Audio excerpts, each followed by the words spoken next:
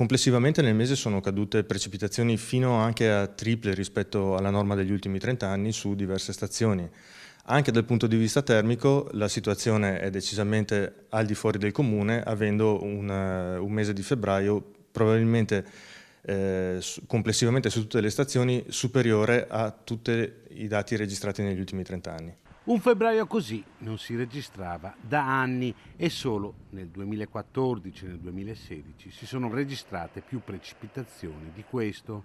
A certificarlo i dati dell'ARPAV.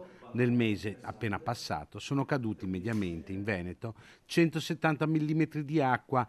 La media del periodo 1994-2023 è di 58 mm.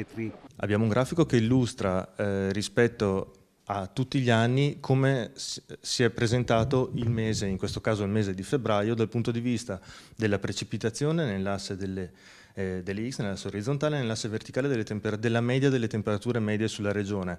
Possiamo vedere che il 2024 è decisamente al di sopra di tutti, nel febbraio è al di sopra dei febbraio registrati nel trentennio precedente. Dal punto di vista precipitativo siamo molto in là, quasi alla pari dell'anno 2016 e dell'anno 2014, nei quali le precipitazioni sono state molto elevate, decisamente rimarchevoli, con record nel 2014. Ma febbraio è solo l'ultimo dei mesi record, soprattutto per le temperature sopra la media, un trend certificato dall'Agenzia regionale per l'ambiente Veneto. E anche sul Veneto stiamo confermando l'innalzamento delle temperature progressivo negli ultimi decenni, con un innalzamento di circa 0,9 gradi medi per decade sulla regione.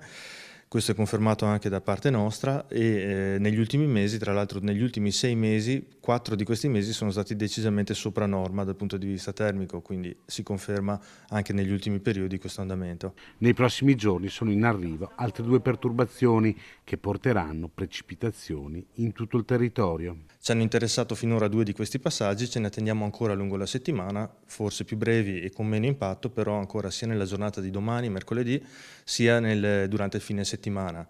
Seguirà, ma qui siamo nell'ambito delle previsioni probabilistiche, quindi con meno garanzie, più probabilità di rivedere quindi le previsioni lungo la strada.